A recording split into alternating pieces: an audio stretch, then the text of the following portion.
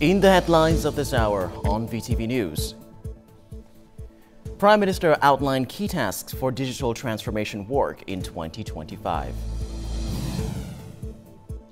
And later on, Vietnam poised to tackle trade volatility prompted by potential global trade war. And in our world news, reaction to U.S. President's proposal to take over Gaza.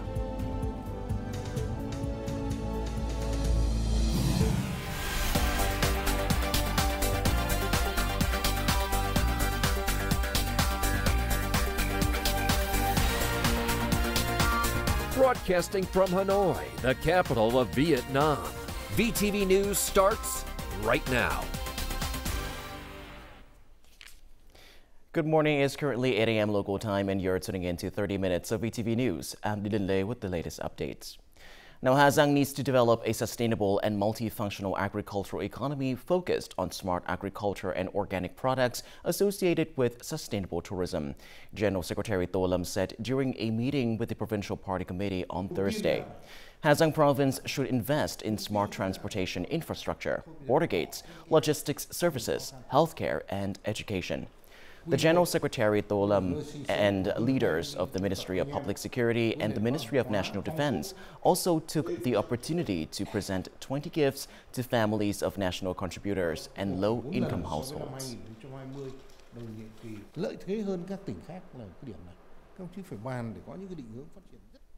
Prime Minister Phạm Minh Chính, chair of the National Committee on Digital Transformation, presided over the 10th meeting on Thursday to review the committee's activities and the 2024 implementation of Project Number 6.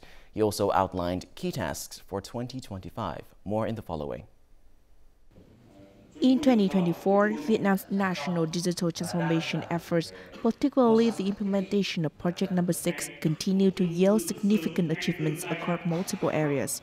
Notably, integrating electronic health records and electronic medical records now includes nearly 16 million entries. More than 2.5 million policy beneficiaries receive Social Security payments, and 78% of retirees collect pensions and social insurance benefits via bank transfers. Additionally, e-commerce revenue reached $1.1 million, marking a 36% increase. Concluding the 10th meeting, Prime Minister Phạm Minh Chính commended the delegation and achievements of ministries, sectors, and localities. However, the Prime Minister pointed out existing challenges and their root causes, emphasizing the ministries' and local leaders' crucial leadership role in addressing them. Digital transformation must align closely with Resolution Number 57 of the Politburo and the government's action program, integrating with the ongoing revolution of streamlining administrative structures and enhancing the quality of public officials. It must be universal, comprehensive, and fully integrated across all sectors and levels. Additionally, the development of science, technology, and innovation is an objective necessity and a strategic priority for achieving rapid and sustainable economic growth in Vietnam's era of expansion. In 2025, alongside key priority tasks, Prime Minister Phạm Minh Chính has assigned numerous specific responsibilities to ministries, sectors, and localities, with a strong focus on those directly impacting citizens, ensuring they generally benefit from digital transformation. The Prime Minister and delegates also officially activated the National Healthcare Data Coordination System, marking another milestone in Vietnam's digital transformation efforts. Receiving Mr. Chu Dong-yu, Director General of the United Nations Food and Agriculture Organization FAO, on February the 6th, Prime Minister Phạm Minh Chính affirmed that Vietnam highly appreciates the cooperative relationship with the FAO over the past years. To promote cooperation between the two sides, the Prime Minister asked the FAO to continue supporting and assisting Vietnam in increasing added value and developing green, sustainable, smart, and climate change responsive agriculture. Vietnam will cooperate with FAO in international cooperation programs, such as sharing experiences with African countries in developing land potential, eliminating hunger, and reducing poverty. FAO Director General praised Vietnam's achievements in hunger eradication, poverty reduction, and agricultural development. He affirmed that Vietnam is a model with valuable achievements and lessons many countries admire and wish to emulate. On February the 5th, the Vietnamese government issued Resolution number 25, outlining economic growth targets for various sectors and localities. The resolution mandates that the country achieve a GDP growth rate of at least 8% in 2025, while assigning 16 provinces and cities a double-digit gross regional domestic product (GRDP) growth target. To meet these ambitious targets, the government has tasked ministers, departments heads and local leaders with closely monitoring economic indicators and implementing effective policies. Local governments are expected to take a proactive and innovative approach in decision-making, ensuring that all economic sectors contribute to the overall growth objectives. On Thursday afternoon, Deputy Prime Minister Hồ Đức Phước chaired the Steering Committee for Price Management and Management Orientation meeting for 2025. Based on the updated forecasts of price trends, the Ministry of Finance assumed price fluctuations for some essential goods affecting the CPI in 3 scenarios. Deputy Prime Minister Hồ Đức Phước proposed choosing Scenario 2, where the average CPI is forecast to increase by 4.15% compared to last year. Ministries and branches must develop price management scenarios for managed goods every quarter and send them to the Ministry of Finance and the General Statistics Office for synthesis and consultation with the government.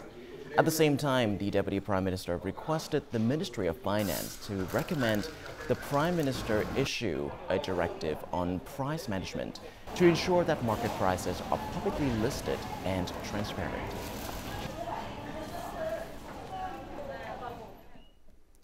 Controlling inflation and ensuring macroeconomic stability are crucial foundations for economic growth. For this year's 8% or more growth target, the government has set specific goals for each sector, industry, and locality in its newly issued resolution. This creates pressure and motivation for individuals and organizations to fulfill these ambitions. This year presents many economic growth opportunities, but also significant challenges. Strong efforts from ministries and local authorities are essential to making progress. As outlined in the resolution, setting specific targets for each sector and locality is crucial to achieving over 8% GDP growth this year and laying the groundwork for double-digit growth in the coming years. We effectively manage external economic relations, attract investment, and boost trade, which are key drivers of growth. We can achieve our targets by maintaining momentum and applying both pressure and motivation. A key highlight of Resolution 25 is the government's assignment of specific growth targets to each locality based on its strengths and potential. This approach fosters initiative and creativity while pushing localities to strive for greater achievements. Leading localities must focus on core sectors that drive their own growth and create a ripple effect, benefiting entire industries and the national economy. Localities must step up investment promotion, enhance proactiveness, accelerate administrative reforms, expedite public investment disbursement to strengthen infrastructure, and introduce innovative initiatives to drive development. Based on the assigned tasks in the resolution, each ministry and sector should set clear directions that align with other industries while supporting local growth.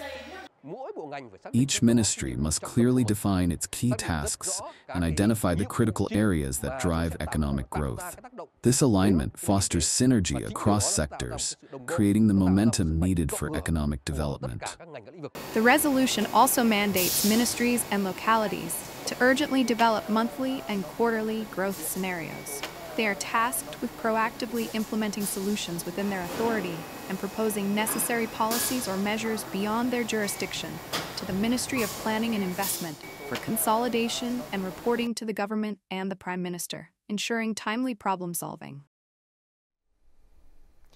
Quick and timely responses, staying proactive, seizing opportunities and maintaining momentum to continue development. This is Prime Minister Phạm Minh Chính directive in response to the potential global trade war, which could disrupt supply chains and shrink export markets. Vietnamese businesses have been actively preparing to address this possibility. This company specializes in manufacturing indoor and outdoor wooden furniture and industrial wood flooring for domestic sales and exports to the US, Europe, Japan, and South Korea. Despite relying mainly on exports, it remains confident amid global uncertainties. Exporting to international markets requires strict compliance with origin traceability. We are confident in maintaining transparent and legal sourcing and are actively working to diversify our markets.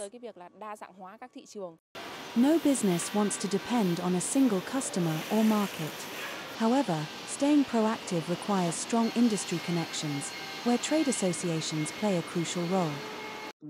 In challenging times, we must unite because individual businesses would struggle to respond promptly to external shocks. Vietnam has made great efforts to sign numerous free trade agreements, which provide a solid foundation for maintaining stability, expanding, and diversifying export markets. Vietnam is now a key link in the global supply chain. With the advantages of signed free trade agreements, we must leverage them effectively to boost export share. Vietnam can confidently maintain exports and investment as key growth drivers by seizing opportunities through stable, sustainable, and mutually beneficial economic and trade relations. Every crisis holds opportunities. The key is to stay prepared, not only to overcome challenges but also to capitalize on the opportunities they bring. According to the Vietnam Coffee and Cocoa Association, over 90% of the country's coffee fields have been fully harvested, successfully concluding a high earning season. In the Central Highlands, Vietnam's coffee heartland, farmers are investing in high-tech coffee processing. The shift in production practices allows farmers to increase their product's value instead of selling raw beans immediately after harvest. In Doc Doa District, Gia Lai Province, one of Vietnam's key coffee growing regions, farmers have significantly changed their approach. They now prioritize sustainable practices through chemical-free farming and eco-friendly methods. Young banner farmers, despite the additional time and effort needed, carefully monitor each processing step to produce high-quality, chemical-free coffee. I grow this coffee on my own farm, harvesting it only when fully ripe. From sorting to fermentation, every step is done with better value in mind. Coffee prices in the Central Highlands have been steadily rising, now exceeding $5.15 per kilogram. However, instead of chasing profits, farmers are focusing on quality. Organic production, traceability, and modern processing technology are becoming the standard. The push for high-quality, specialty coffee is also expected to attract more buyers and boost profits for farmers. With increased investment in deep processing, Vietnam's coffee sector is poised for strong growth in 2025, aiming to surpass the record $5.4 billion in export revenue achieved in 2024. Coming up next on VTV News. Commune police role ensures security in the Highlands. And later on, Hanoi to plant 15,000 trees at schools.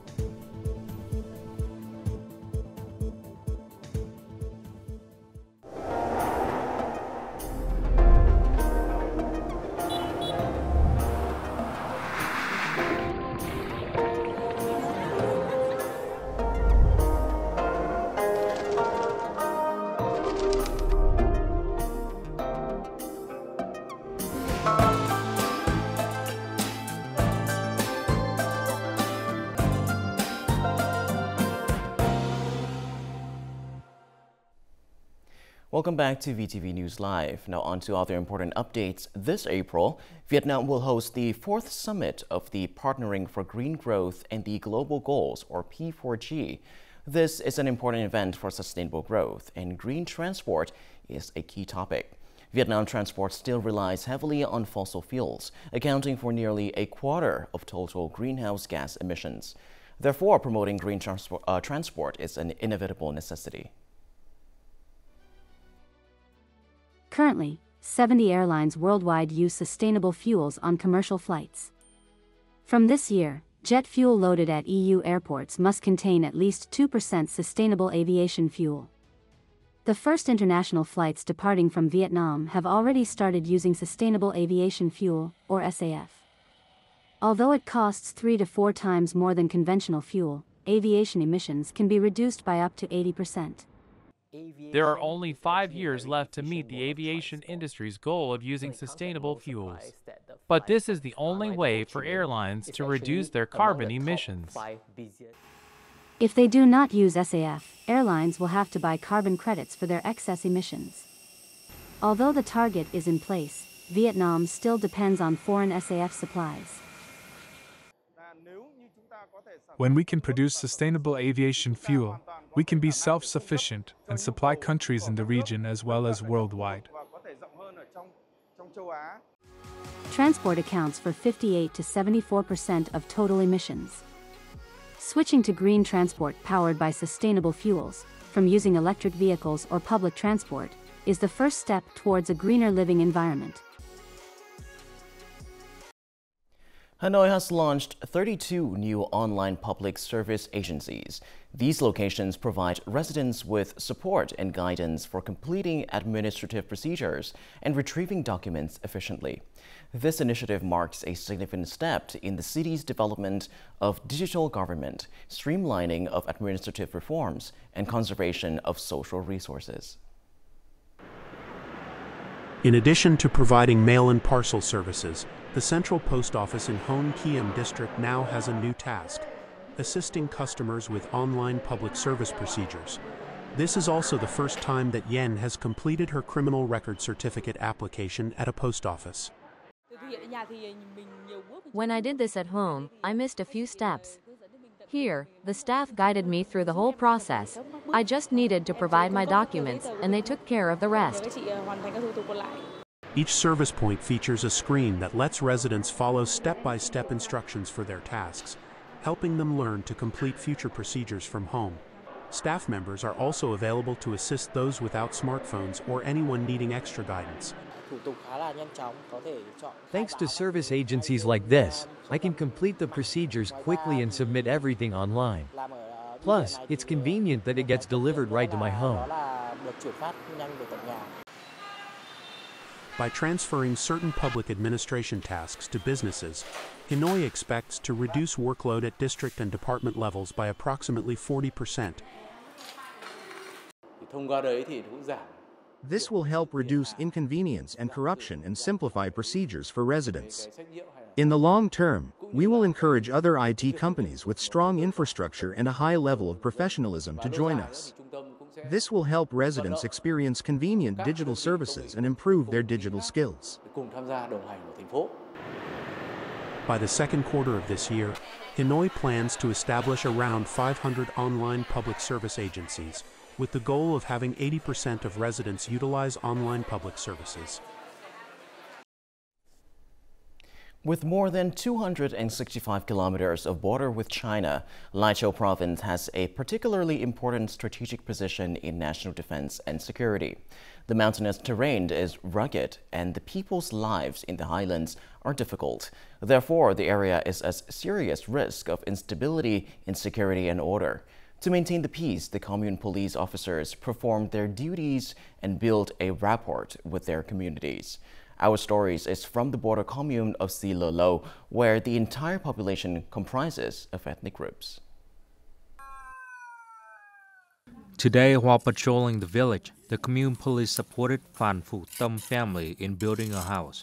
The officer transported materials and built walls, helping the family improve their standard of living. We have been saving for 10 years now to rebuild the house. The police officers who visited the area also came to help our family, and we are truly grateful. They trust us, and so they are willing to ask for help. We are not afraid of difficulties and assign staff to support people immediately. Commune police officers adhere to the motto, stick to the area, stick to the people, stick to the situation, eat, live, work, and speak the same language with ethnic groups. They also regularly coordinate with local authority to spread the word about preventing cross-border crimes and identifying fraud crimes via social networks in each village. The police officers are always there for us. People here are also very secure. Firstly, because of political security, and secondly, because our commune is stable, since there is a regular police force. We are promoting the movement of all people participating in protecting national security so that people understand that when strangers from other places come, they will promptly report to the commune police. Phie commune has a population of more than 6,580. A regular police force has been deployed there since 2020. Lai Chau province's commune-level police have been strengthened, with a personnel increase from 6 to 8. We have also dealt with about 600 cases involving over 800 drug-related criminals. The commune-level police force has directly arrested about 55%, effectively supporting the police force. The green uniform of the regular police force have become a familiar sight on the roads leading to remote villages. They continue to maintain peace and unite people, ensuring awareness of strict compliance with the party guidelines, policies, and the state laws. To create a green, clean, and beautiful environment that helps improve the quality of learning, the Hanoi Education and Training Sector today launched a campaign to plant trees in schools. The goal is to plant 15,000 trees. Hanoi currently has nearly 3,000 schools with 2.3 million students and 128,000 teachers. The education sector has donated 5,000 trees to schools and launched a campaign to plant 3 new trees at each school. This activity is in response to the Prime Minister's urging to plant 1 billion trees in 2021 to 2025. The Center for Vietnam Studies in Japan, in collaboration with the Vietnamese Language Department of Osaka University and the Geiche or Bamboo Vietnamese Language School, recently organized a Vietnamese Culture Day in Japan event in Tokyo. The program featured an array of captivating performances, including Vietnamese poetry readings, traditional songs, and particularly a theatrical adaptation of the folktale Tâm Cam, performed by students from Osaka University's Vietnamese Language Department. The event aimed to promote the Vietnamese language and culture in Japan and engage Vietnamese students studying there.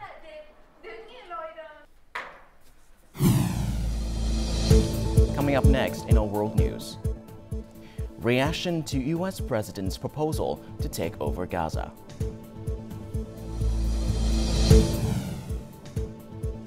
And later on, concerns over DeepSeek's artificial intelligence.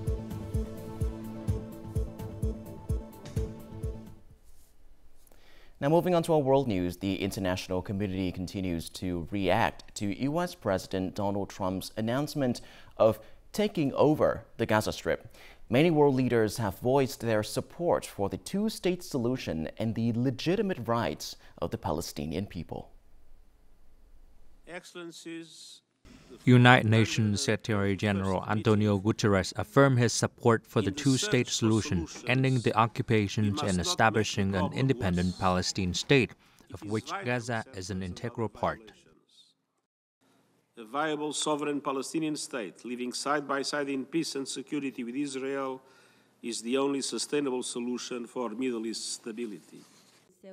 At a regular press conference, the Chinese Foreign Ministry spokesperson also affirmed that China firmly supports the legitimate national rights of the Palestinian people. From Europe, the leaders of Germany and Turkey both rejected the U.S. proposal to relocate Palestinians from the Gaza Strip, reaffirming their support for the two-state solution. Meanwhile, U.S. Secretary of State Marco Rubio explained President Donald Trump's intention that the U.S. administration only wants the Palestinians to leave while Gaza is rebuilt temporarily, and the U.S. is ready to assist the Gaza Strip in clearing the rebels and the remaining mines and rebuilding the territory after the conflict. Ukrainian President Zelensky has signed a decree extending martial law and general mobilizations across the country for another 90 days from February the 8th to May the 9th. President Zelensky submitted the proposal to Parliament on January the 14th, and the Ukrainian Parliament voted to extend martial law and general mobilization the following day. Under martial law, men between the ages of 18 and 60, with some exceptions, are not allowed to leave the country because they may be called up for military service. Due to martial law, Ukraine cannot hold parliamentary and presidential elections under current law. Many countries worldwide are cautious about DeepSeek's artificial intelligence application due to concerns about data security and national security. Meanwhile, the Chinese government has spoken out against restrictions on the application. Due to security concerns, a series of South Korean agencies have restricted access to China's DeepSeek artificial intelligence service on official computers.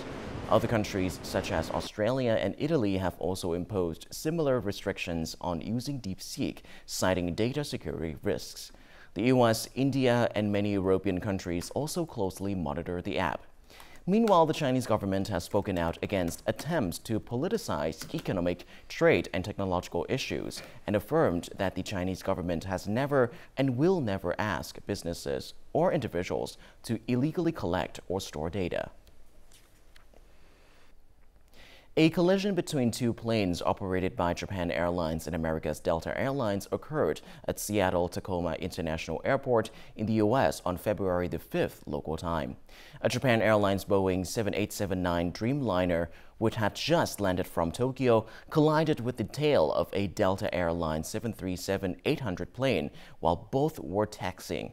At the time, the Delta Airlines plane was carrying 142 passengers and was waiting for de-icing to take off. Delta Airlines arranged another plane to continue the passengers' journey.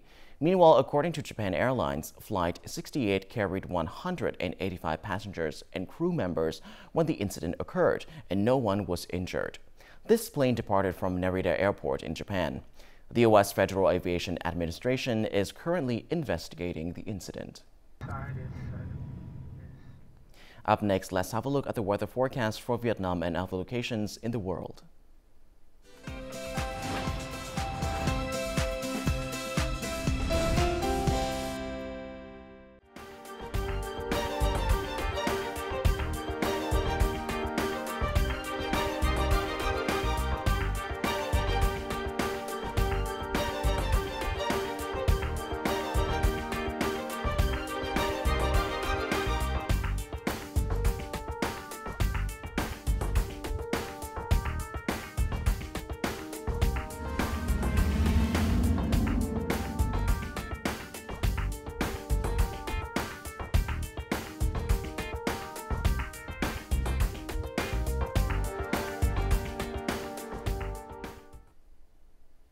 And that is all that we have for this hour on VTV News. To rewatch our program, you can visit our website or YouTube channel or download mobile app VTVgo for more. Thank you for watching, and goodbye for now.